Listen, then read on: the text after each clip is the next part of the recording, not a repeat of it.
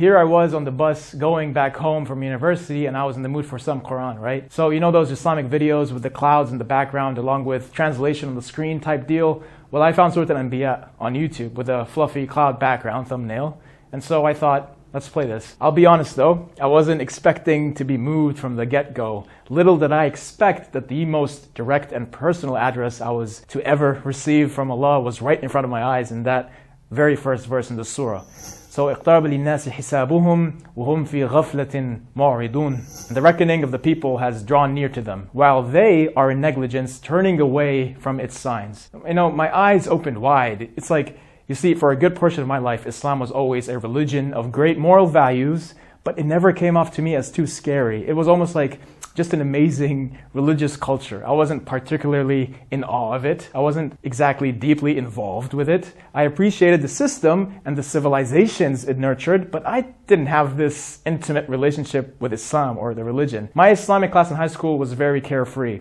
We sometimes joked and we sometimes paid attention. It was all good sport. And despite that, many attempts of the teacher, trying to make the matter of Islam appear very serious, these feelings never reached me. If I were to describe the feeling that I had with Islam, there was a lot of levity, levity involved. And levity is taking something serious to be lighthearted and without its due weight or respect. That's how I felt about it. So given what I just described of my mental state, this verse seems to have been the perfect antidote. It's so bold. It's sound, man. The certainty and the harsh criticism of not paying attention. It hit me. So like the reckoning of the people has drawn near to them. It shattered my preconceptions. Just after reading this verse alone, I came to instantly realize there is actually something coming. And it's very close, but I just never knew. I always hear of Judgment Day. We all do as kids. Its reminders lessened over time for me. However, because it is so rare that people speak about Judgment Day today like it's an absolute reality. It was only brought in the context of an academic lesson in Islamic class,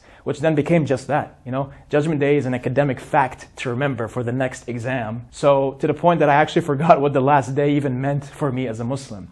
It reached the point where the last day, in my mind, would be the day I graduate university. Or for others, it would be their day of retirement. The last day, the day they have their dream job, the day they get married. We all see to a certain timeline and hence project our hopes and dreams based on that timeline. It takes real courage and deep insight to see as far as the real last day, the day of judgment. And it's not just something, it's something that if it really sinks in, it brings a whole new change to your attitude. And what drives you as a human being for the time you have until then, it's a powerful impulse to know you are being accounted for, and one day you will happen to meet that record.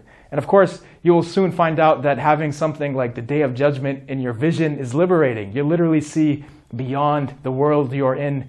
That helps us in actualizing purpose. That helps us in breaking the chains that others struggle so hard to break in their whole lives. It gives you access to your awaited immortality, while everyone else is too busy thinking about their own mortality. So it puts us ahead of the curve. One verse did all this for me. Allah's few words on the matter. اقترب للناس حسابهم وهم في غفلة معرضون.